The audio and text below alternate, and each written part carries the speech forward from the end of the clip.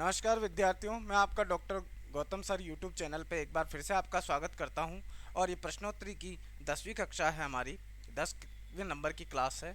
इसमें भी भक्ति काल से जुड़े हुए कई महत्वपूर्ण प्रश्न हैं। और भक्ति काल के जो अभी तक के एग्ज़ाम में पूछे गए हैं उनका व्याख्यात्मक हल हम करने जा रहे हैं।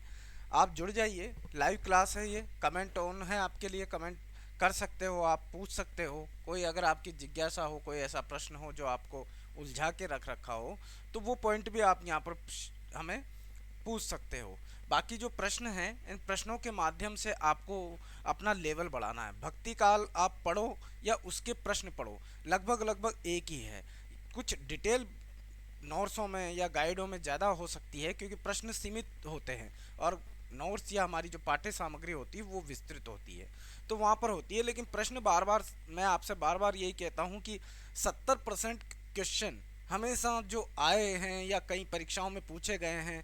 भारत बहुत बड़ा देश है, तो कई राज्यों में हिंदी से जुड़ी हुई जो परीक्षाएं होती हैं वहाँ पर ये पूछ लिए गए हैं। और वो प्रश्न बार बार रिपीट करता रहता है। हर एग्ज़ाम की यही कहानी है कि वो बार बार प्रश्नों को बदल बदल कर पूछता रहता है, थोड़ा सा घुमा फिरा कर पूछ लेता है। तो आपको इसमें ज़्यादा कन्फ्यूजन करने की ज़रूरत नहीं है। बस आप प्रश्न देखिए, प्रश्न को 2 बार अच्छे से पढ़िए और 4 ऑप्शन उसके हैं।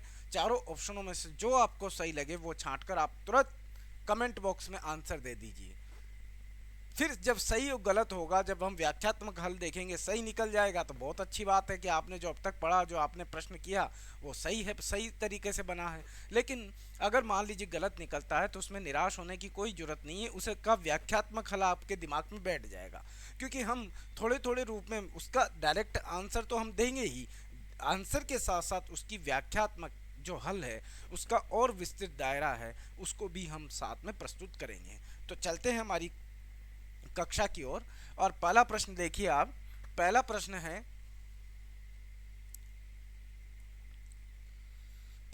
है, कबीर के बीजक पर रची गई तिरजिया टीका किसकी है। ये टीका का नाम पूछ रहा है, टीका किसकी है ये आपको बताना है। ठीक,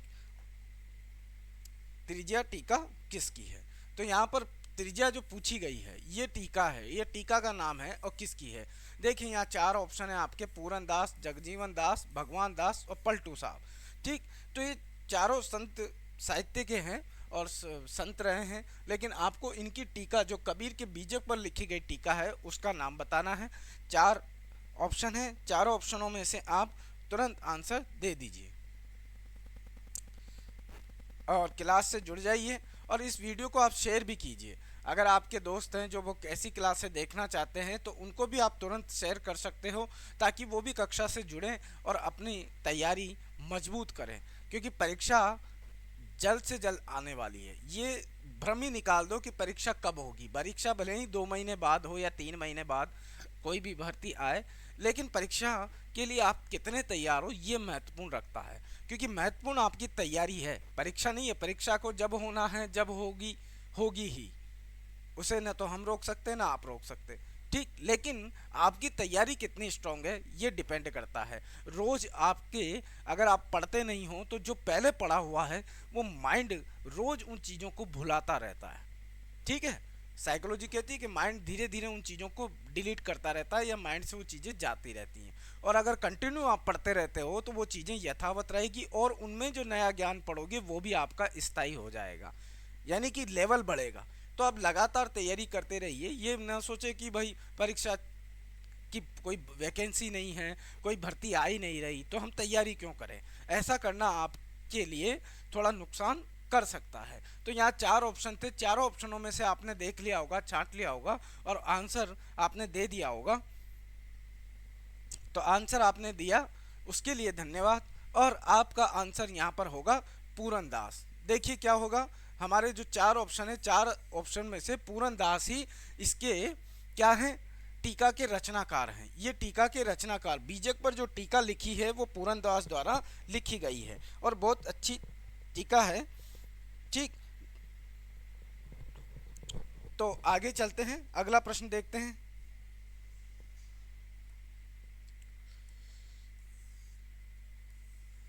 देखिए अगला प्रश्न है हमारे लिए, रामचंद्र शुक्ल, रामचंद्र शुक्ल के अनुसार आदि गुरु ग्रंथ साहब में रैदास के कितने पद संकलित हैं? संग्रहित पदों की संख्या पूछ रहा है और यहाँ पर भी चार ऑप्शन है आपके सामने, 35, 30, 45, 40। तो आपको चार ऑप्शन दे रखे हैं और चारों ऑप्शनों में से आपको सही ऑप्शन छांट लेना है। ठीक, चारों ऑप्शनों को में से आपको सही ऑप्शन छांट लेना है और जुड़ जाइए आप क्लास से और इसका आंसर देने की कोशिश करें। देखिए, रामचंद्र शुक्ल के अनुसार आदि गुरु ग्रंथ साहब में, ये नहीं है, आदि गुरु ग्रंथ साहब में रैदास के कितने पद संग्रहित हैं? कितने पद संग्रहित है ये आपको बताना है। फटाक से उत्तर दे दीजिए, कितने पद संग्रहित हैं? तो कितने पद संग्रहित हैं, बात कर लेते हैं हम पदों की। तो यहाँ पर सही ऑप्शन हमारा जो होगा वो क्या होगा कि सही ऑप्शन हमारा जो होने वाला है वो है 40। 40 ऑप्शन हमारा सही होगा। 40 क्यों होगा? क्योंकि इन्होंने रैदास ने, देखिए रैदास संत कवि थे, संत कवि थे और किस धारा से संबंधित थे? ज्ञानाश्रय से। किससे? निर्गुण काव्य धारा से। निर्गुण काव्य धारा से संबंधित है, निर्गुण काव्य धारा। अब निर्गुण काव्य धारा में भी आप कहोगे तो किससे? तो निर्गुण काव्य धारा में भी संत काव्य धारा से, संत काव्य धारा। ठीक, क्योंकि निर्गुण के दो पार्ट थे, एक तो संत काव्य धारा थी या संत साहित्य कह दो, और दूसरा थी प्रेम काव्य धारा या प्रेमाश्रय या ज्ञानाश्रय। इसे निर्गुण काव्य धारा की एक शाखा, जिसे संत काव्य धारा को भी ज्ञानाश्रय नाम से भी जाना जाता है, ज्ञानाश्रय। ये भी मैंने आपको काव्य धारा, ठीक, जिसके प्रवर्तक कौन है? जिसके प्रवर्तक कबीर को माना जाता है, प्रवर्तक कबीर, कबीर, ये कबीर है। प्रवर्तक कौन है? कबीर। रैदास के बारे में और बात करें तो रैदास मीराबाई के क्या थे? गुरु थे। मीराबाई के गुरु थे, मीराबाई के गुरु थे, मीराबाई के गुरु थे, मीराबाई के गुरु थे। और इनके कितने पद संकलित हैं? 40 पद। कहां पर संकलित हैं? गुरु ग्रंथ साहिब में, गुरु ग्रंथ साहिब में।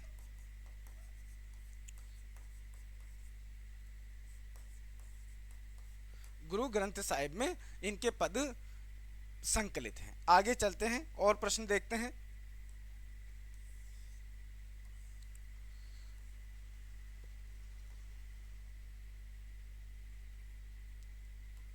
देखिए, अगला प्रश्न है हमारे लिए, संत साधना का साहित्यिक रूप, संत साधना का साहित्यिक रूप प्रारंभ हुआ, संत साधना का साहित्यिक रूप प्रारंभ हुआ, कहाँ से हुआ था? संत साहित्य का जो प्रारंभिक रूप था वो कहाँ से शुरू हुआ था?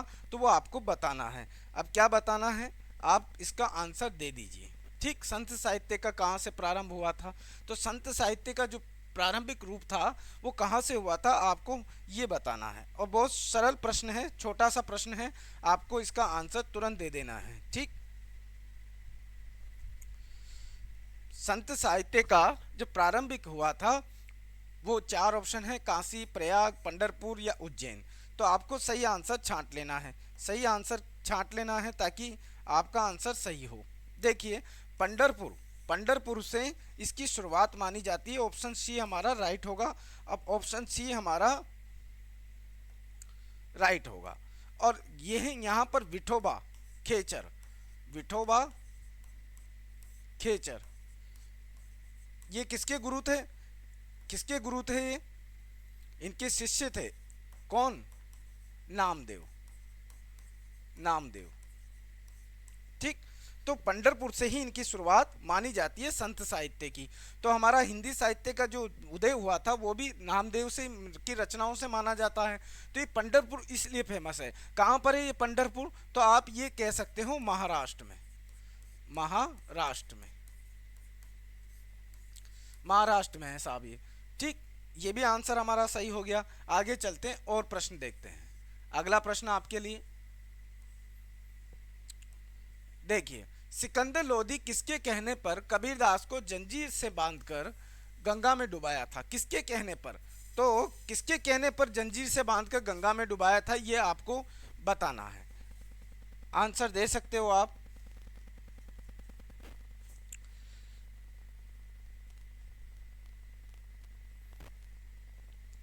ठीक है, चार ऑप्शन आपके सामने हैं। गुलाम हुसैन, मोहम्मद शाह, शेख तकी या शेख फिदा हुसैन। ठीक है, तुरंत से आंसर दे लीजिए। देखिए, सिकंदर लोधी कबीर के समकालीन थे, या कबीर के शासनकाल में इनका शासन चल रहा था। सॉरी, कबीर इनकी ही शासनकाल में हुए थे। और बात करें कि किसके कहने पर इन्होंने कबीर को जंजीर से बांधकर डुबाया था, तो बात थोड़ी सी फंसी हुई है, लेकिन हम आंसर बता देता हूं। इसका आंसर सी होगा। सी, शेख तकी के कहने पर। शेख तकी के कहने पर। देखिए, रामानंद की अगर हम बात करें तो रामानंद के कबीर की बात करें तो कबीर के पहले गुरु, कबीर के प्रथम गुरु आप कह सकते हो। कबीर के प्रथम गुरु कौन थे? शेख तकी ही थे। शेख तकी को माना जाता है, शेख तकी को माना जाता है, माना जाता है, माना जाता है। शेख तकी को माना जाता है। पर कबीर के प्रथम गुरु शेख तकी को माना जाता है। अब बात करें दूसरे गुरु, तो दूसरे गुरु इनके थे रामानंद। रामानंद रामानंद थे, दूसरे गुरु रामानंद थे। तो कबीर ने जो राम नाम के निर्गुणवाद को जो फैलाया, निर्गुण निराकार ईश्वर की उपासना की, वो राम नाम इन्हीं से लिया था। राम नाम कहाँ से लिया था? रामानंद से। और ये रामानंद के शिष्य हो गए। तो ये अपने ही संप्रदाय की, यानी कि उस समय शासन जिसका चल रहा है उसका दबाव होता है। आपको ही पता होगा कि जिसके हाथ में लाठी होती है उसी की भैंस होती है। तो इन्होंने अपने ही संप्रदाय यानी कि मुस्लिम संप्रदाय का पुरजोर विरोध करने लग गए थे। भाई, हिंदू संप्रदाय का तो कुछ पाखंडों का और आडंबरों का तो विरोध करते ही थे, लेकिन ये मुस्लिम संप्रदाय के भी पाखंड और आडंबरों का विरोध करते थे। जो कुरीतियां मुस्लिम संप्रदाय में थी, जो पाखंड जो मुस्लिम संप्रदाय में फैला हुआ था, उसकी भी ये आलोचना और भर्त्सना जरूर करते थे। तो ऐसे नाराज होके ये शेख तभी उस समय के गुरु थे, उस संप्रदाय के गुरु थे। तो सिकंदर इन्हीं की बात मानेगा, और सिकंदर ने जब इन्हीं की बात मानी तो इन्होंने उसकी आलोचना करी और कहा कि ये ना बहुत मटरगस्ती करता है कबीर, इसको तुम है ना डुबो दो, खत्म करवा दो।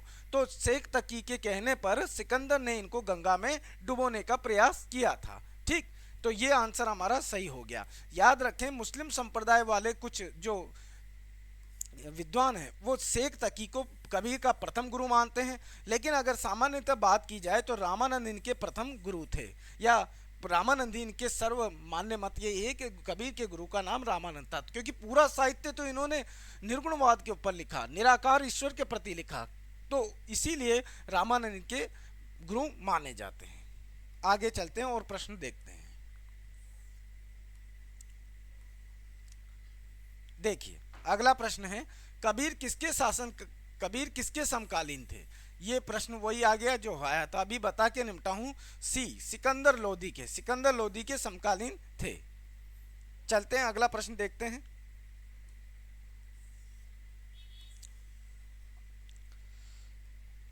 देखिए, कबीर की मृत्यु कहां पर हुई थी? कबीर की मृत्यु कहां पर हुई थी? ये प्रश्न इंपॉर्टेंट है, बहुत सी बार पूछा गया है। काशी में, मगहर में, बनारस में, इलाहाबाद में।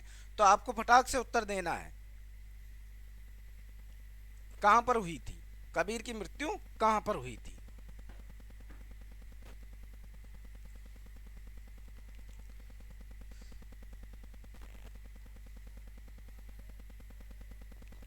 हाँ, प्रमोद कुमार जी, गुरुजी नमस्ते। नमस्ते भैया, प्रश्न आपके सामने है, आप भी उत्तर दीजिए इनका। कबीर की मृत्यु कहाँ पर हुई थी? बहुत सरल प्रश्न है। अब सरल प्रश्नों को भी आप गलत करके आओगे तो कैसे चलेगा? इसीलिए तो कहता हूँ कि प्रश्नोत्तरी से ये आपका लेवल पता चल जाता है कि आपके सामने सरल, मैंने कह दिया सरल प्रश्न है, आपको आसानी से आना चाहिए, हर सिलेक्शन वाला बंदा इसको करके आएगा, ये तो नॉर्मली चीज़ें हैं। तो आप इस प्रश्न को सीधा ही समझिए, अगर आपको नहीं आता तो तुरंत रटिए इसे, तुरंत रटना जरूरी है। कभी भी बार बार पूछ लिया जाता है कबीर का जन्म स्थान, कबीर का मृत्यु स्थान, तो फिर आपको इसमें कोई डाउट नहीं होना चाहिए, तुरंत इसे रट डालिए, क्योंकि ये प्रश्न बार बार फिर रिपीट करके आ जाएगा। बहुत सरल प्रश्न, खूब लोगों को आता है ये। ठीक, तो इसकी काशी में तो इनका जन्म हुआ, ठीक है, काशी में प्रकट भय, यानी कि काशी में जन्म हुआ था। कबीर का जन्म अगर बात करें तो कबीर का जन्म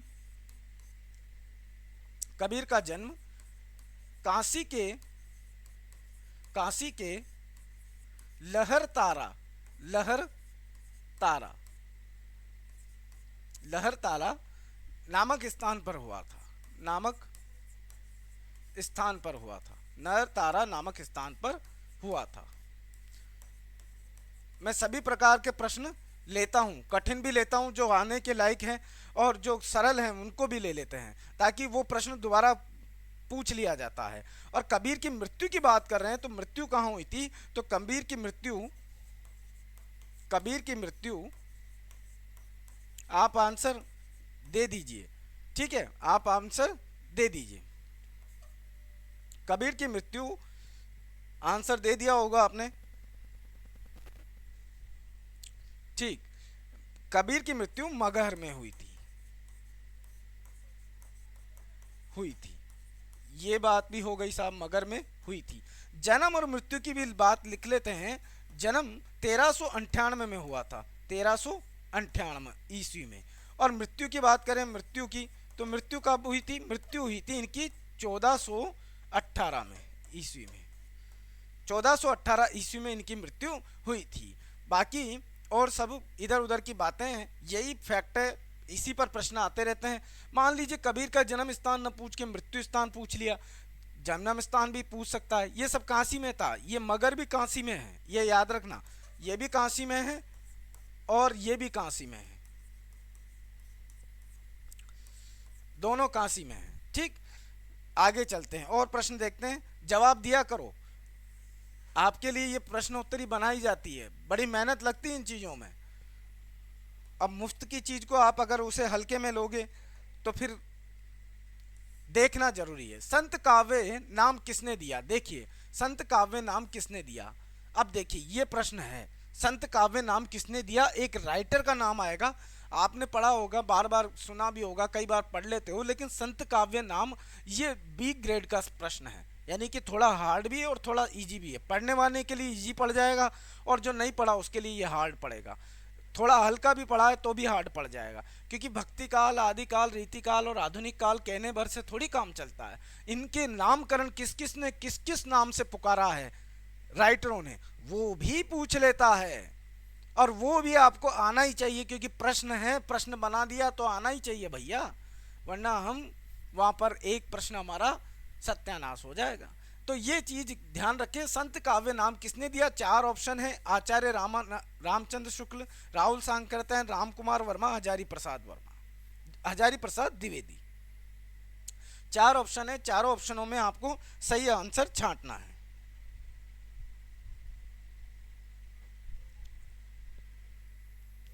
चार ऑप्शन है, चारों ऑप्शनों में से आप लगा लीजिए।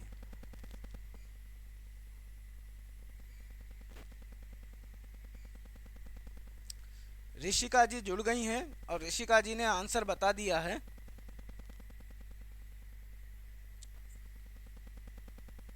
और भी आंसर देने की कोशिश करें।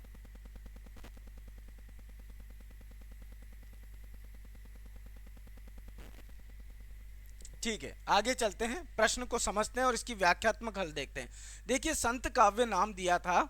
देखिए, भक्ति काल में कई धाराएं चल रही थी। अब निर्गुणवाद की जो धाराएं थी, निर्गुण भक्ति काल को आपको पता ही होगा, भक्ति काल को कितने भागों में बांटा है। तो भक्ति काल को बांटने के लिए लोगों ने, मतलब जो भक्ति काल को हम बांटते हैं, भक्ति काल को हम बांटते हैं, फिर बता देता हूँ, आपको याद होगा, भक्ति काल को 2 पार्टों में बांटते हैं सीधे सीधे। एक तो निर्गुण काव्य धारा,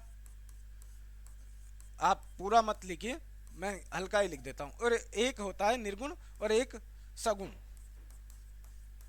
सगुण काव्य धारा। ठीक, निर्गुण के भी 2 भाग कर दिए। निर्गुण के 2 भाग किसने किए?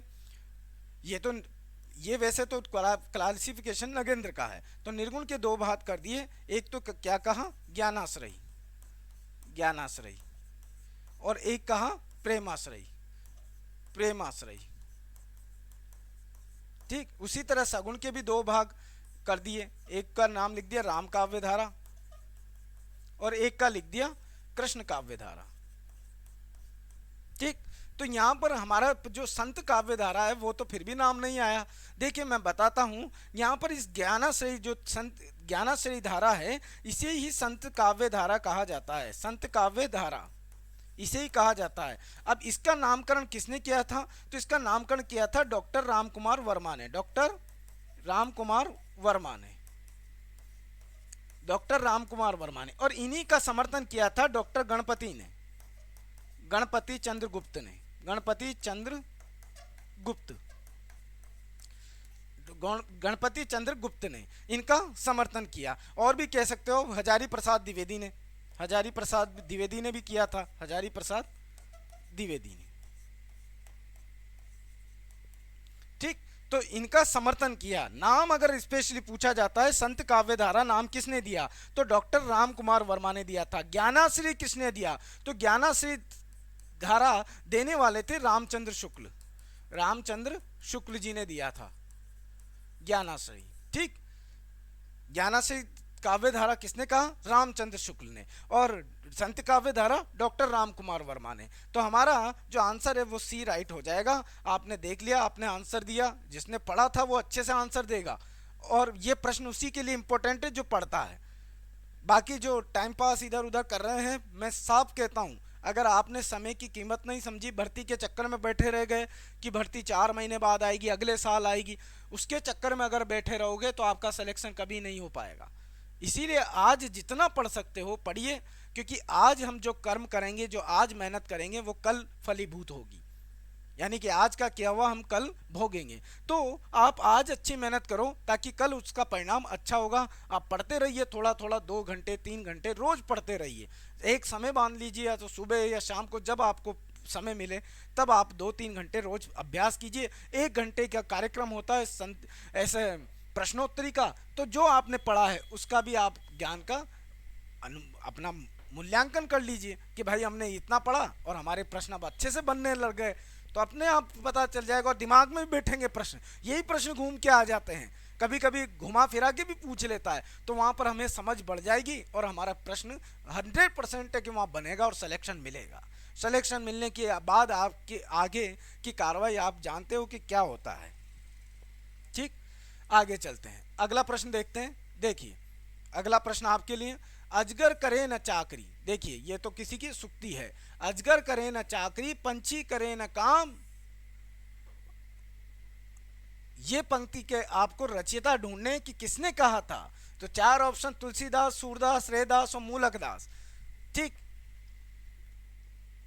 मूलकदास। तो 4 ऑप्शनों में से आपको सही आंसर लगा देना है।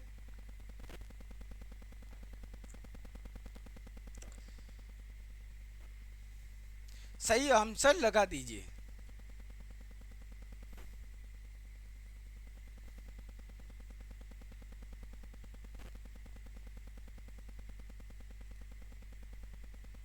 देखिए पढ़ें, ऐसी पंक्तियां भी आती हैं जो बहुत ही ज़्यादा फेमस होती हैं, वो पंक्तियां भी पूछ ली जाती हैं। तो इसका आंसर आपने दे दिया होगा, अब आप दे सकते हो उसका आंसर।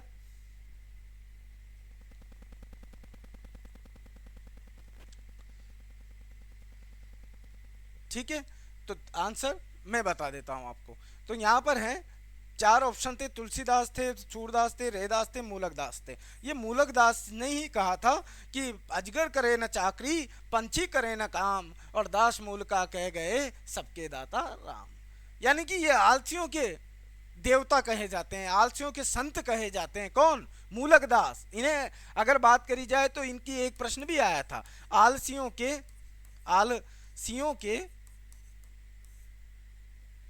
गुरु, आलसियों के गुरु, आलसियों के गुरु मूलकदास हैं। आलसियों के गुरु कौन है? मूलकदास है। संत कह लो, गुरु कह लो, आलसियों के गुरु मूलकदास है। किस कारण से कहा है? इसी पंक्ति को कहने के चक्कर में कहा है कि अजगर करे न चाकरी, पंछी करे न काम, दास मूल का कह गए सबके दाता राम। अर्थात कोई काम करने की जरूरत नहीं है। अगर भगवान ने जन्म दिया है तो वो दाने भी देगा, खाने के लिए भोजन भी देगा, लेकिन ऐसा नहीं होता। आपको जीवन में अगर कुछ बढ़ना है, कुछ बढ़ना है आगे, तो आपको कार्य करना ही पड़ेगा। कर्म और मेहनत आपकी ऐसी होनी चाहिए कि आपके लक्ष्य छोटे पड़ जाएं। इतनी मेहनत करो आप। अगर आप ये बैठ के सोच के, यहाँ पर मैं अपनी एजुकेशन पे लेके जा रहा हूँ इसको, पढ़ाई के ऊपर, कि मान लीजिए आप बैठे रहोगे और तैयारी नहीं करोगे तो नौकरी आपको नहीं मिलने वाली। क्योंकि आपकी तरह ही कई विद्यार्थी हैं जो तैयारियां कर रहे हैं, रात में तैयारी करते हैं, सुबह तैयारी करते हैं, कई घंटे खपा रहे हैं, काफ़ी टाइम से तैयारी कर रहे हैं, तो वो नौकरी उनके लिए दी जाएगी ना, आपके लिए क्यों देगा। तो आपको भी मेहनत करनी है। और बहुत सिंपल सा फंडा है इसका, 2 या 3 घंटे आपने अगर अच्छे से तैयारी रोज करते हो, भर्ती चाहे 3 साल बाद आए, मैं कह रहा हूँ आपसे 3 साल बाद आए, अगर 2-3 घंटे भी आपने दे दिए तो वो इम्पोर्टेंस हो जाते हैं और उसमें ही सिलेक्शन बन जाता है। आईएएस की जो परीक्षाएं पास करते हैं उनके इंटरव्यू पढ़ा करो आप। वो कहते रहते हैं हमने 4 घंटे पढ़ाई की, नियमित की, रेगुलर की। ऐसे नहीं 5 दिन पढ़ लिए, 7 दिन पढ़ लिए और फिर उसके बाद भूल जाए, फिर 1 महीने तक किताबें नहीं उठाई, फिर किसी ने ज्ञान दिया और फिर किताबें उठा ली 10-12 दिन। ऐसे नहीं चलेगा। रेगुलरिटी होनी चाहिए। रोज आप पढ़ते रहोगे तो निश्चित है आपका सिलेक्शन होगा। हमने भी नौकरियां इसी तरह पाई हैं और आपको भी आगे जितने भी विद्यार्थी हैं वो सिलेक्शन लेते हैं वो इसी तरह से लेते हैं। ठीक, रेगुलरिटी होना जरूरी है। आगे चलते हैं, ये प्रश्न हमारा सॉल्व हो गया। अगला प्रश्न देखिए, रज्जब अली खां के गुरु थे। यहाँ पर कहते हैं रज्जब अली खां के गुरु कौन थे। तो 4 ऑप्शन है आपके सामने और चारों ऑप्शनों में से आपको सही आंसर छांट लेना है। नानक, दादू दयाल, मूलकदास, धन्ना। 4 ऑप्शन है और चारों ऑप्शन आपको देख लेने हैं।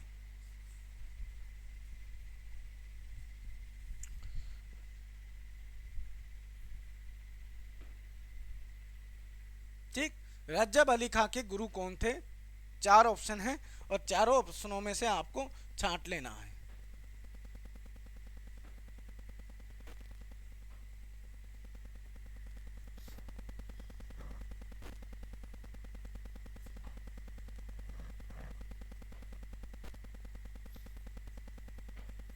ये कक्षा आप शेयर भी किया करो दूसरे विद्यार्थियों को, जो आपके दोस्त हैं जो पढ़ाई कर रहे हैं, हिंदी से तैयारी कर रहे हैं, उनको भी क्लास फटाक से शेयर कर दिया करो चालू होते ही, ताकि हमें पढ़ने और पढ़ाने में भी, हमारा क्लास लेने में भी मन लगा रहे और इसके साथ साथ आपकी भी तैयारी अच्छी होगी। और लाइक तो आपको करना ही है। कक्षा अच्छी लगती है लाइक किया करो, क्योंकि हमारी भी मेहनत लगती है। हमें, आप जान सकते हो कि हम अगर स्वार्थ के वशीभूत होकर अगर पढ़ाएं तो फिर तो बड़ी चीज़ हो जाएगी, लेकिन निस्वार्थ भावना से अगर समझाएं और पढ़ाएं आपको, तो उसमें मज़ा कुछ और रहता है। आपको भी अच्छा ज्ञान मिलेगा और हमारा भी फ़ायदा है, क्योंकि हमारा फ़ायदा ये है कि हम उस ज्ञान को कभी भूल ही नहीं पाएंगे। ठीक, रज्जब अली खां के अगर बात करें तो इसका आंसर होगा हमारा दादू दयाल। दादू दयाल के गुरु थे, यानी रज्जब अली खां के गुरु का नाम क्या था, दादू दयाल। इनके शिष्य और भी थे, जैसे कि इनके शिष्य रज्जब थे एक तो, ठीक, एक सुंदरदास थे, सुंदरदास, और एक का नाम था जगन्नाथ, जगन्नाथ, जगन्नाथ दास। ठीक, ये इनके शिष्य रहे, दादू दयाल के रज्जब, सुंदरदास, जगन्नाथ दास और प्रागदास। प्रागदास भी कह सकते हो आप, प्रागदास और जनगोपाल, ये भी इनके शिष्य रहे हैं। ये फेमस नहीं है। संतदास भी हैं, रज्जब दादू दयाल के संतदास भी हैं, संतदास। ये संतदास और जगन्नाथ दास ने, इन दोनों ने मिलकर क्या लिखी थी, हरडे वाणी, हरडे वाणी। ये दादू दयाल की रचनाओं का, दादू दयाल की रचनाओं का संग्रह है, रचनाओं, रचनाओं का संग्रह है,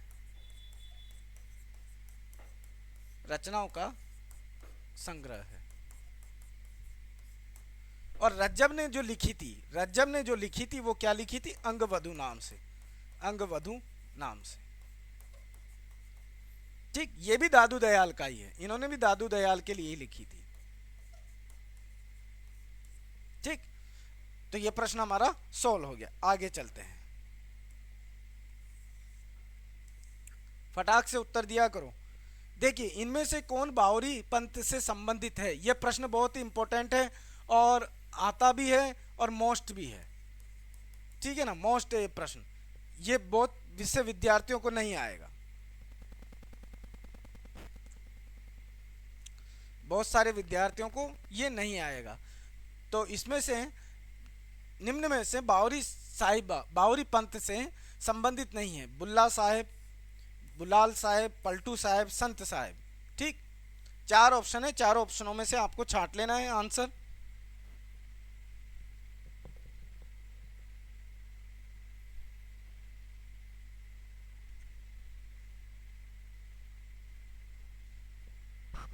ठीक, आपने लगा लिया होगा ऑप्शन, ये पलटू साहब। ये बाकी के जो तीनों थे, ये तीनों के तीनों किसके हैं? बावरी पंथ से संबंधित है, बावरी पंथ से। और बावरी पंथ के प्रवर्तक बावरी साहिबा है, बावरी साहिबा, बावरी साहिबा है, बावरी साहिबा है, बावरी पंथ की प्रवर्तक बावरी साहिबा है। ठीक, और ये जो पलटू साहब है, पलटू साहब की बात करें कि पलटू साहब जगजीवन राम के शिष्य थे,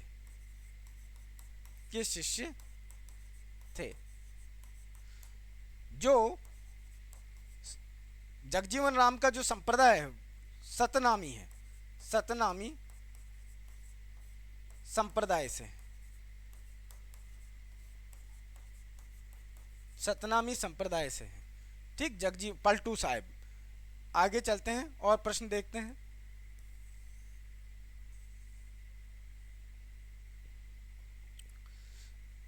भक्ति विवेक निम्नलिखित में से किसकी रचना है? भक्ति विवेक निम्नलिखित में से किसकी रचना है? तो यहाँ पर मूलक दास है, सुंदर दास है, नाभा दास है, दादू दयाल है। तो 4 ऑप्शन है, 4 ऑप्शनों में से आपको छांट लेना है सही आंसर। सही आंसर फटाक से उत्तर दे दीजिए।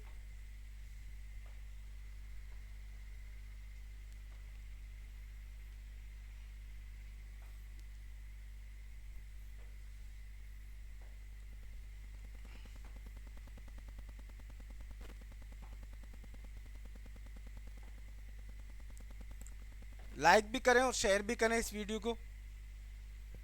देखिए, आंसर बता देते हैं हम। तो आंसर है मूलक दास।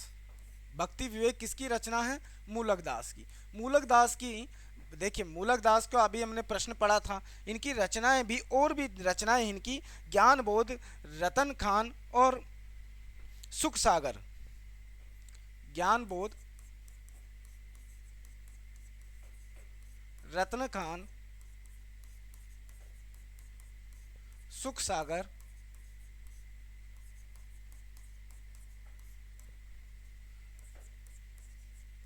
सुख सागर, रामलीला, रामलीला, या आप उसे रामावतार लीला भी कह सकते हो।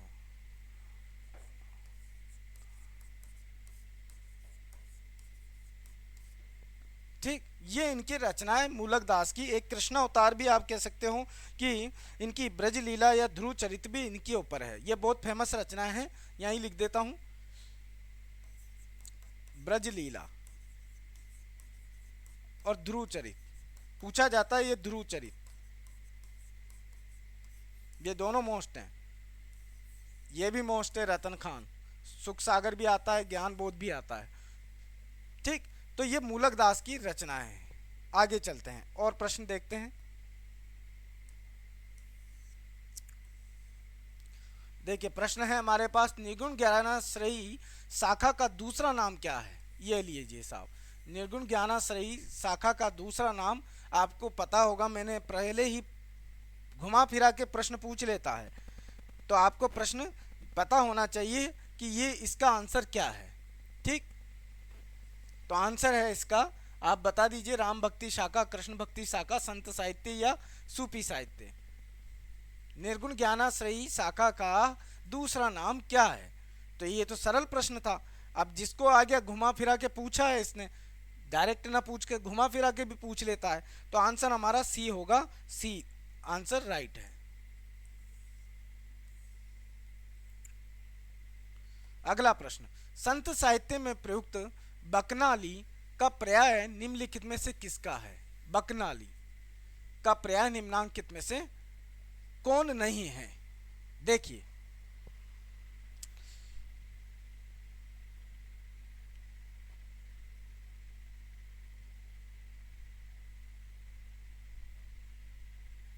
चार ऑप्शन है आपके सामने।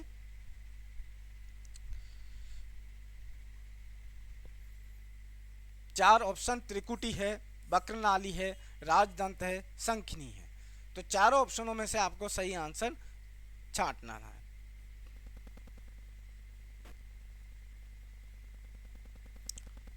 हाँ, तो जितेंद्र चंद्रवंशी जी का स्वागत है। बच्चे कुछ टाइम से आ जाया करो ताकि आपको भी लाभ मिले। क्लास देख ही रहे हो तो इसका लाभ लेना चाहिए, प्रश्नों के आंसर देते रहना चाहिए। ठीक, तो आपने आंसर दिया है इसका, जो भी आंसर हो आपका वो आप बता सकते हो। देखिए, इसका संत साहित्य में जो बकनाली होती है, बंकनाली, उसका पर्याय जो होता है वक्रनाली होता है। वक्रनाली यानी कि ज्ञान को संचित करना। इसका अर्थ अगर लिया जाता है तो ज्ञान को संचित करना, यह है संत ज्ञान को संचित करना। ठीक, आगे चलते हैं और प्रश्न देखते हैं। देखिए, यह भी बढ़िया प्रश्न है। जन्म काल के अनुसार निम्नलिखित में से कवियों का सही क्रम देखिए। यहाँ पर आपको सही क्रम देखना है और सही क्रम में आपको आंसर बताना है।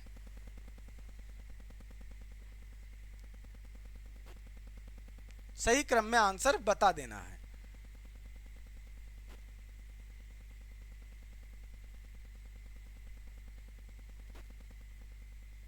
चार ऑप्शन है कि जन्म काल के अनुसार आपको सही आंसर छांटना है, तो जन्म काल के अनुसार आपको आंसर छांट लेना है। देखिए, मैं बताता हूं आपको। यहाँ पर जो पहला है उसको आंसर लगा देते हैं ताकि आपको डिटेल याद होगी कि सबके पहले कौन आए। भक्ति काल की जब उदय हुआ था, जब भक्ति काल प्रारंभ हुआ था, तो इनमें से कौन से संत सबसे पहले आए थे? वो हमारे कबीर थे कि नहीं थे? कबीर थे। तो यहाँ पर कबीरदास तीन जगह दिख रहा है। फिर कबीरदास के बाद अगर कोई आया होगा, कबीरदास के बाद जो आया थे वो गुरु नानक थे, क्योंकि गुरु नानक का जन्म हुआ था। कबीरदास का जन्म की बात करूं तो यहाँ लिख देता हूँ, कबीरदास का जन्म हुआ था, वो हुआ था 1398 ईस्वी में। और अगर गुरु नानक का जन्म हुआ था, मैं यहाँ क्रम से लिख रहा हूँ, तो गुरु नानक का जन्म हुआ था 1469 ईस्वी में। ठीक, ये इस क्रम से ढूंढने, यानी कि पहले कौन पैदा हुआ। तो पहले का जन्म जो हुआ था कबीर का हुआ था, फिर उसके बाद में गुरु नानक का हुआ, और उसके बाद जो आए थे हमारे, वो गुरु नानक के बाद आए थे दादू दयाल। ठीक, दादू दयाल, और दादू दयाल का जन्म हुआ था 1544 में, 1544 ईस्वी में। ठीक, और मूलक दास उसके बाद थे, तो मूलक दास का जन्म अगर माना जाएगा तो 1574 ईस्वी में। तो इस तरह से इनको जमाना है। तो यहाँ पर ये ऑप्शन नहीं, ये सी ऑप्शन सही है, ये आप ध्यान रखें। ठीक, तो 1400 में कबीरदार, और इनकी जन्म मृत्यु की बात करें तो ये जन्म था, और इनका जन्म कहाँ पर हुआ था? कहाँ पर हुआ था? लहर तारा, लहर तारा, लहर तारा काशी में। आप डायरेक्ट अगर लहर तारा भी न लिखोगे तो आप बनारस या काशी लिख सकते हो। और दूसरे थे हमारे गुरु नानक, इनका हुआ था ननकाना साहिब, ननकाना साहिब, यानी कि तलवंडी में हुआ था, तलवंडी भी लिख सकते हो, पाकिस्तान में है। और दादू दयाल का हुआ था अहमदाबाद में, जो गुजरात में है। और मूलक दास का हुआ था कड़ा, कड़ा, ये कड़ा इलाहाबाद में है, इलाहाबाद जो यूपी में आता है। ठीक, चलिए ये प्रश्न भी हमारा सोल्व हो गया, आगे चलते हैं। अगला प्रश्न है हमारे लिए, बढ़िया सुंदर है। सहजोबाई किस शाखा की रचनाकार हैं? देखिए सहजोबाई किस शाखा की रचनाकार है, ये आपको ऑप्शन जरूर लगाना है।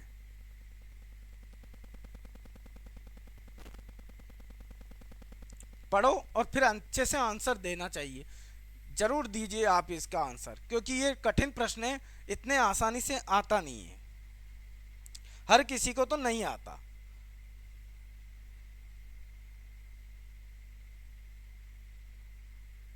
देखिए इसका जो शाखा का जो है, इनका संबंध, वो किस शाखा से ये प्रश्न पूछ रहा है, और इसका आपको लगाना है ज्ञानाश्री शाखा से। तो सी ऑप्शन हो जाएगा। थोड़ा सा डिटेल बता देता हूं कि सहजोबाई, सहजोबाई, देखिए यहाँ पर सहजोबाई लिखा हुआ है, तो सहजोबाई की भी प्रश्न आता है, और ये सहजोबाई संत चरणदास की शिष्याएं थी, यानी कि एक और नाम आता है इनके साथ जो लिया जाता है, सहजोबाई और दयाबाई। दयाबाई, सहजोबाई, दयाबाई, ये दोनों की दोनों किसकी शिष्य थी? चरणदास, संत चरणदास, संत चरणदास की शिष्या थी। इनकी एक रचना भी मिलती है, रचना का नाम क्या है? सहज प्रकाश, सहज प्रकाश, सहज प्रकाश रचना है। ठीक, इनकी रचना सहज प्रकाश है, जिसका प्रकाशन 1962 में हुआ था, 1962 में प्रकाशन किया गया था। इनकी रचनाओं को संकलित किया वेडियर प्रेस द्वारा। इनकी रचना का प्रकाशन किसने किया? वेडियर प्रेस, वेडियर प्रेस के द्वारा। और प्रकाशित कब हुई थी? प्रकाशित हुई थी ये 1962 में। ठीक, तो ये भी प्रश्न बन जाते, बहुत हल्की है। चरणदास की शिष्य, भक्ति काल की ज्ञानाश्रय शाखा की सहजोबाई, दयाबाई, दो शिष्या रही हैं, इनका भी नाम है, और बाउरी साहिबा भी रही हैं। ये ध्यान रखें आप इन चीज़ों को, क्योंकि कभी कभी महिला संतों के बारे में भी पूछ लेता है। आगे चलते हैं और प्रश्न देखते हैं। देखिए इनमें से कौन सा कवि संत कवि नहीं है? कौन सा कवि संत कवि नहीं है? ऐसे भी प्रश्न पूछ लिए जाते हैं, तो आपको छांटना है कबीरदास, रैदास, गुरु नानक, तुलसीदास। 4 ऑप्शन है, बहुत सुंदर प्रश्न है, आपको आना ही चाहिए।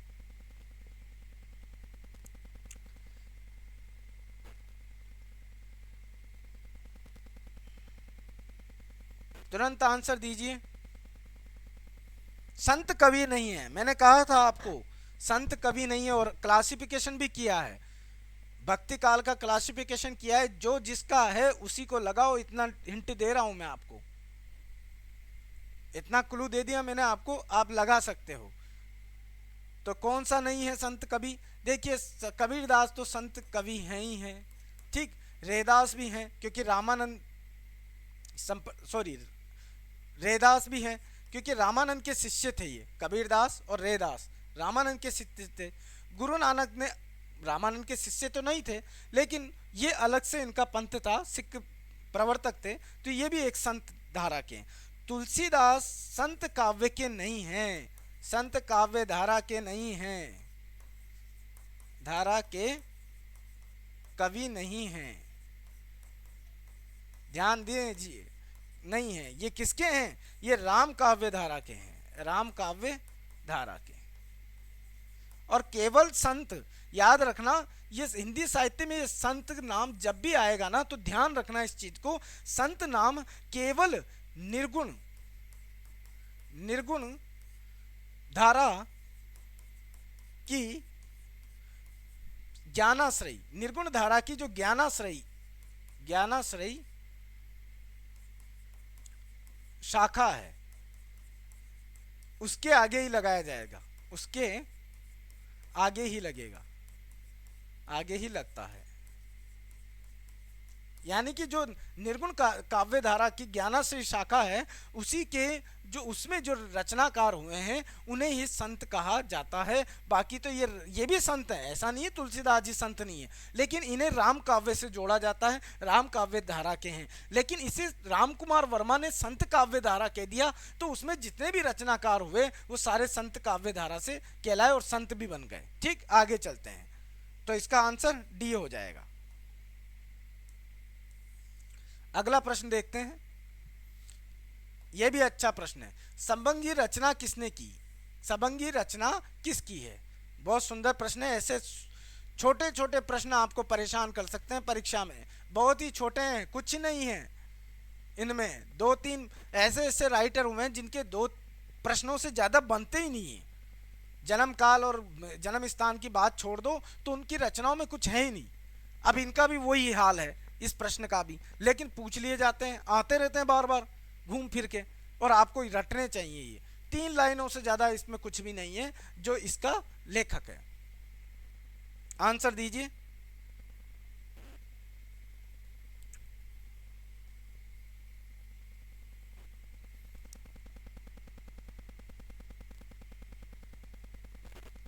ठीक, आंसर दे दिया होगा आपने। और वीडियो देख रहे हो, अपनी मेहनत कर रहे हो, तो इस पे लाइक अपने लिए ही दो कि हमने पूरा वीडियो देखा, अब हम अच्छा ज्ञान प्राप्त हुआ, हम लाइक करते हैं इसको। ठीक, अपने ज्ञान से, अपनी पढ़ाई से, अपनी मेहनत से प्यार करना सीखिए। दुनिया तो खूब पड़ी है प्यार करने लायक, लेकिन कभी कभी अपनी चीज़ों से भी प्यार किया करो। हम मेहनत कर रहे हैं, हमारा जो कार्य है, हमारा जो काम है, हमारा जो पढ़ना अभी काम है, नौकरी प्राप्त करनी है, तो उससे भी प्रेम करना सीखिए। पहला प्रेम अपने आप खुद से करो, तभी तो आगे कुछ जमाने को दे पाओगे। ठीक, आगे चलते हैं। प्रश्न की तरफ देखिए आप। सबंगी रचना किसकी है? तो ऑप्शन जिन्होंने लगाया था रज्जब, वो बिल्कुल सही है, क्योंकि रज्जब की रचना क्या है? रज्जब ने अंगवधु तो दादू दयाल के लिए लिखी, और खुद की रचना का नाम क्या था? सबंगी। ठीक, सबंगी है। इसमें भी निर्गुण काव्य धारा से संबंधित ज्ञान की बातें कही गई हैं। आगे चलते हैं और प्रश्न देखते हैं। देखो, बढ़िया सुंदर सुंदर छोटे छोटे प्रश्न है ना। रज्जब का नाम सिर्फ दादू दयाल की वजह से लिया जाता है, और उनकी एक रचना सबंगी की वजह से। ये 2 ही प्रश्न याद कर लो, इसके अलावा आज तक रज्जब के बारे में कुछ नहीं पूछा गया। अब बताइए, कुछ नहीं पूछा तो आप 2 ही तो प्रश्न याद करने हैं, जन्म काल और इनको। हाँ, ये पूछ सकते हैं गुरु का नाम क्या है, तो गुरु दादू दयाल है, बस। पंथ कौन सा है? दादू पंथ, बस। इतने से लाइनें हैं, और यह घूमता रहता है दिमाग में। तो ऐसे प्रश्न भी आते हैं वहां पर। अगला प्रश्न देखिए आप। देखिए प्रश्न क्या है। नीमा किस कवि की माता का नाम था? बहुत सुंदर प्रश्न है, जिसने लगा दिया समझ लो वो पढ़ने वाले विद्यार्थी है। नीमा किसकी माता का नाम था? 4 ऑप्शन है, रहीमदास, सुंदरदास, कबीरदास, मूलकदास।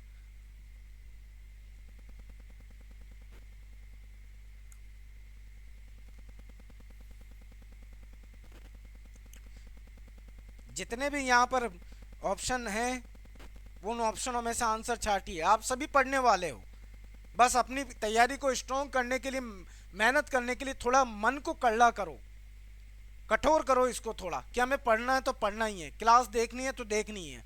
2 घंटे अपनी बुक्स पढ़ेंगे तो पढ़ेंगे ही सही। आप किसी भी वर्क जॉब में, कोई सी भी जॉब हो आपकी, जॉब के टाइम पे ले जाया करो। कुछ किताबें होती हैं, बड़ी सुंदर सजा के लाते हो आप किताबें। किताबों का मैंने कहीं किसी गुरु से पूछा था कि किताबों का मुख्य उद्देश्य क्या होता है, तो ज्ञान प्राप्ति। तो ज्ञान जब हमारे अंदर आ गया तो किताब की कोई वैल्यू ही नहीं होती। अगर आपने पूरी बुक्स को रट डाला तो कोई किताब की वैल्यू ही नहीं होती। इसके पेज फाड़ लिया करो और ले जाया करो अपने जॉब जहाँ पर भी करते हो आप, चाहे वो स्कूल हो, कोई सा भी फील्ड हो। एक एक पेज अगर आज रोज दिन में, अगर उस टाइम पे अगर आप 2-2, 4-4 बार भी पढ़ोगे तो भी वो बहुत काम करेगा आपका। उस किताब का महत्व तो ये है कि दूसरी लेके आ जाओगे, लेकिन वो ज्ञान जो वो किताब देना चाहती है वो तो अंदर है आपके।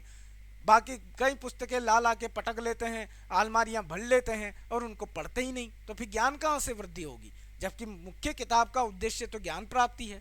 तो ऐसे भी आप कर सकते हो, अच्छे अच्छे फंडे, लेकिन मन को कड़ला करो कि हाँ हमें सिलेक्शन लेना है, रोज क्लास देखनी है, टाइम से आ जाया करो। 9 बजे लाइव क्लास हो जाती है अपनी शुरू। ठीक, तो इसका नीमा किसकी माता का नाम था? तो आपको ऑप्शन कबीरदास लगाना था, और कबीरदास आपने लगाया है तो सही है कि नीमा किसकी माता का नाम था। तो नीमा किसकी माता का नाम था? कबीर की माता का नाम। नीरू और नीमा, नीरू और नीमा ये पिता थे और ये माता थी। ठीक, इनके पुत्र की अगर बात करें जाए, पुत्र का नाम था कमाल और पुत्री का नाम क्या था? कमाली। ठीक, तो इतना था नीरू। और इनकी पालन पोषण, इनका जन्म देने वाली माँ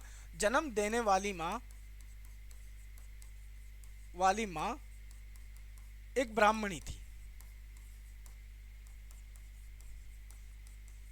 थी, विधवा ब्राह्मणी आप कह सकते हो, जो इनको है ना गंगा किनारे छोड़ के चली गई थी, गंगा में बहा दिया था। और वहां पर से फिर इनको नीरू नीमा उठा के लाते हैं, पालन पोषण करते हैं, और फिर इनका नाम कबीरदास हो जाता है, ये प्रसिद्ध हो जाते हैं। आगे चलते हैं और प्रश्न देखिए। ये थोड़ा प्रश्न आपके लिए टफ हो सकता है, लेकिन कोई नहीं, पढ़िए इसे कोटेशन को। इसमें से कोई संदेह नहीं कि कबीर को राम नाम रामानंद जी से ही प्राप्त हुआ था, पर आगे चलकर कबीर के रामानंद से क्या हो गए? राम से भिन्न हो गए। ये कथन किसका है? ये कथन आपको दे लेना है, बहुत कठिन है।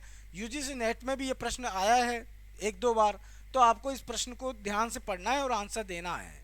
ठीक, कि शुरुआत में तो मैंने भी बताया है, शुरुआत में तो भक्ति किसकी की थी? इन्होंने रामानंद से, जो गुरु मंत्र मिला था राम नाम, और जो अवतारी पुरुष हमारे राम है जिनका मंदिर बनाया है अयोध्या में, उन्हीं राम की इन्होंने भक्ति की थी। लेकिन धीरे धीरे आगे चलते चलते इनकी वाणी तिखी होती गई और इन्होंने उस राम को छोड़कर एक निर्गुण निराकार ईश्वर को राम मान लिया और उसका नाम का वर्णन ये भजन करने लगे। तो ये कथन किसका है?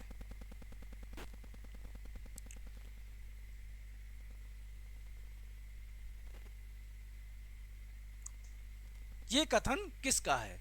तो चार ऑप्शन है, चारों में से आपको छांट लेना है। राहुल सांकृत्यायन है, रामचंद्र शुक्ल है, हजारी प्रसाद है, माता प्रसाद गुप्ता है। तो चार ऑप्शनों में से रामचंद्र शुक्ल हमारा आंसर बिल्कुल सही है। और रामानंद ने की कहा था कि कबीर रामानंद के बारे में कि रामानंद जी के गुरु कैसे बने। तो एक घटना लोकोक्ति है, जो किंवदंती के अनुसार ही बता रहा हूं मैं, कि रामानंद गंगा को पार करके और मंदिर पे पूजा करने जाया करते थे। तो एक दिन क्या हुआ, गंगा का पानी थोड़ा ऊपर था, तो वहां पर थोड़ा सा पानी रहता है, जहां से पानी की धाराएं निकलती रहती है ना। गंगा तो अलग तरह से बहती है, लेकिन पानी की धाराएं भी बहती हैं। तो उस धारा को पार करके साइड में कोई मंदिर होगा, नाली नदी नाला होगा, जहां पर ये लेट गए। ठीक, कि रामानंद जी आएंगे तो थोड़ा पानी तेज है तो इसमें डूबेंगे नहीं, और लेट गए। तो इन रामानंद के चरण इनके ऊपर पड़े। किनके ऊपर? कबीर के ऊपर। और कबीर के ऊपर जैसे ही चरण पड़े तो इनके मुंह से निकला राम, राम राम निकला इनके मुंह से। और जैसे राम राम निकला तो रामानंद तो चले गए, लेकिन इन्हीं को वो राम नाम इतना भाया कि इन्होंने उसे गुरु मंत्र मान लिया, और उसी राम का वर्णन ये आगे करते गए। दुल्हनी गाओ मंगलाचार, आए मेरे घर राजा राम भरतार। ऐसी ऐसी इन्होंने जो पद लिखे हैं वो भी बहुत सुंदर है राम के प्रति। मैं तन रत करी ने मैं मन रत करी, तन को और मन को इन्होंने अपने राम में ढाल लिया।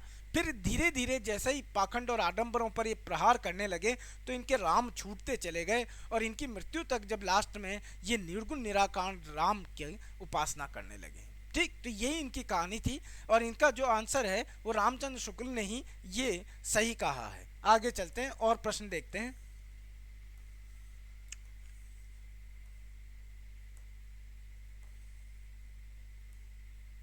देखिए अगला प्रश्न है, कबीर की वाणी में स्थान स्थान पर भावात्मक रहस्यवाद की झलक को आचार्य रामचंद्र शुक्ल ने किसके सत्संग का प्रसाद कहा है? प्रसाद कहा है, किसके सत्संग का प्रसाद कहा है? तो सगुणोपासकों का, कृष्ण भक्तों के सत्संग का, सूफियों के सत्संग का, और राम भक्तों के सत्संग का। तो आंसर दीजिए इसका। बहुत थोड़ा डिफिकल्ट क्वेश्चन है, आंसर देना अच्छी तरह से आना चाहिए आपको।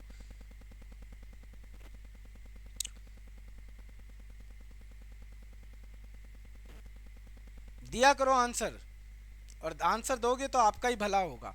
गलत होगा तो कोई बात नहीं, मैं हूँ ही सही, मैं कोई आपका एग्जामिनर थोड़ी हूँ, मैं तो आपका सहयोगी हूँ जो आपके लिए ज्ञान यहाँ से प्रस्तुत कर रहा है और आपको आना चाहिए ऐसा मैं बताता हूँ, तो आपको वो दिमाग में छप जाता है। आपकी और मेरी बराबर मेहनत है, मैं अपने ज्ञान को सजो कर रखना चाहता हूँ, आप नया ज्ञान प्राप्त करना चाहते हैं, इसलिए दोनों ही हम एक ही नाव के मुसाफिर हैं, एक ही रास्ते के, तो आपको दिक्कत नहीं होनी चाहिए। तो यहाँ पर मैं आपको बता देता हूँ इसका आंसर, सूफियों के सत्संग का, सूफियों के सत्संग का प्रसाद है। और मैंने कहा था कि कबीर कबीर का जो रहस्यवाद है, जो कबीर का जो रहस्यवाद है, रहस्यवाद है वो सूफियों के सत्संग का प्रसाद है। सत्संग सत्संग का प्रसाद है, यानी इन्होंने जो रहस्यवाद था, कबीर का रहस्यवाद कहाँ से लिया इन्होंने, कबीर ने कहाँ से लिया, सूफियों से लिया। प्रेम और सूफियों से ही रहस्यवाद की इन्होंने भावना ली है, विचार लिए हैं। आगे चलते हैं और प्रश्न देखते हैं। देखिए, दुल्हनी गाओ मंगलाचार, हमरे आए घर आए राजा राम भरतार। कबीर का किस राग में है, ये कबीर का ये पद किस राग में है, तो ये कबीर का ये पद किस राग में है, राग भैरवी, राग गौड़ी, राग बसंत, राग मल्हार। बरसात में गाना वाला ये राग है और आज भी महिलाएं इन्हें शादी समारोह के समय भी गाती हैं। ठीक, उस बनारस साइड में चलते हैं ये चीज़ें, बनारस साइड में ही बनारस के आसपास की संस्कृति की लोक झलक भी कबीरदास की रचनाओं में मिलती है। और वहाँ पर क्या है कि ऐसे ही शादी संबंध जब होते हैं तो वहाँ पर ऐसे ही गीत गाए जाते हैं। तो कबीर ने भी अपने उसी समय में गीत लिखे, लेकिन ये भक्ति से जुड़े हुए थे, तो भक्ति के इन्होंने अपने दुल्हनी गाओ मंगलाचार। तो यहाँ पर देखिए, इन्होंने दुल्हन किसको बताया, खुद को, और हम दूल्हा किसको बताया, ईश्वर को। तो ये जो दूल्हा दुल्हन का जो है वो भक्ति काव्य में है। और जबकि प्रेमाशय में जाओगे तो आप ये ईश्वर को तो दुल्हन मानते हैं और खुद का दूल्हा मानते हैं, उल्टा कर देते हैं मतलब। तो यहाँ पर जो ये है, ये सीधा पूछ रहा है कि किस में है और ये किस राग में गाया गया है, ये आंसर देना है आपको।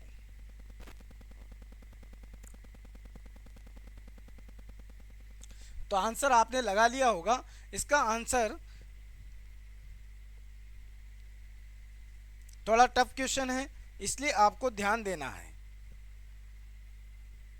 ठीक, आपका आंसर देख लिया होगा। तो ये राग गौड़ी इसका सही आंसर है। बसंत ऋतु में भी गाया जाता है, बसंत ऋतु में राग गौड़ी को गाया जाता है। ऋतु में इस राग को गाया जाता है।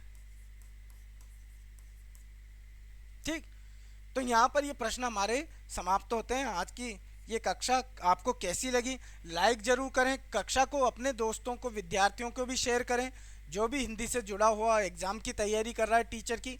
इसी के साथ साथ हिंदी के साथ साथ मैं आपको पेडागोजी भी और जो मनोविज्ञान से संबंधित जो विषय होता है वो भी आपको मैं क्लासें लेने का प्रयास करूँगा। अभी तो चलिए हमारी ये चल ही रही है, ऑफलाइन में अगर आप देखोगे वहाँ पर भी हिंदी से ही जुड़ी हुई क्लासें चल रही, क्योंकि सिलेबस अभी फिक्स नहीं है। दूसरी चीज़, हमारी जो और क्लासें हैं, हिंदी साहित्य की जो क्लास है आधुनिक काल की, वो क्लासें चल रही हैं, उन्हें भी आप देखें। अभी तो निःशुल्क है तो वो आप देखना चाहिए, आपको सबसे अच्छी क्लास है। मतलब इसके बाद आपको कोई एक्स्ट्रा चीज़ पढ़ने की ज़रूरत नहीं पड़ेगी, एक्स्ट्रा अलग से तैयारी करने की ज़रूरत नहीं पड़ेगी, बस इसी क्लास को आपको दिमाग में बिठाना है। ठीक, तो मिलते हैं, दीजिए इजाज़त। और आपका धन्यवाद कि आपने जितने भी उत्तर दिए, कैसे भी दिए, सही भी बहुत सारे निकले, लेकिन लगातार आप इसी तरह मेहनत करते रहोगे तो जितने भी हमारे यहाँ प्रश्न आ रहे हैं, मेरा ऐसा बिल्कुल भी नहीं है, मैं वो फालतू की बातें करते ही नहीं है कि मैराथन 1 घंटे की क्लास होगी उसे महा मैराथन नाम से लोग बेच देते हैं, प्रसारित करते रहते हैं। महा मैराथन का मतलब जानते हैं नहीं है वो लोग, 10-10 घंटे 12-12 घंटे की महा मैराथन होती है, उसे महा मैराथन कहा जाता है। हाँ, और आदिकाल को, भक्ति काल को, इनको एक एक वीडियो में ही समाप्त कर देते हैं। ऐसा होता है क्या? जाने कितने प्रश्न पूछे गए हैं, 15,000 से ज़्यादा प्रश्न पूछे गए हैं इसी हिंदी साहित्य के ऊपर। तो अब उनको तो वो लेते ही नहीं है। हमारा उद्देश्य है जो मोस्टली जो प्रश्न है, जो इजी मोड है वो ज़्यादा हम नहीं लेते, लेकिन जो कठिन मोड है, जो थोड़ा सा, उस प्रश्नों को हम ज़्यादा समाहित करते हैं, ताकि जो सिलेक्शन से रुका हुआ विद्यार्थी है, 5 नंबर, 10 नंबर, 15 नंबर, 20 नंबर जो पिछड़ा हुआ है, उस विद्यार्थी की अच्छी तैयारी हो जाए और वो सफल हो जाए। यही मेरा उद्देश्य होता है। इसीलिए उटपटांग टाइप के क्वेश्चन जो पूछ लिए गए हैं वो भी लाते हैं, ताकि वो इस बार ना आ जाए, आने वाली परीक्षा में उसे ना पूछ ले। ये प्रश्न बहुत ही कठिन है, यूजीसी नेट का प्रश्न है, लेकिन पूछ लिया जाता है, केवीएस में आगे चुका है। तो ऐसे प्रश्न पूछ लिए जाते हैं बार बार, जो लोकल हो जाता है वो प्रश्न पूछ लिया जाता है। तो धन्यवाद, मिलते हैं अगली कक्षा में।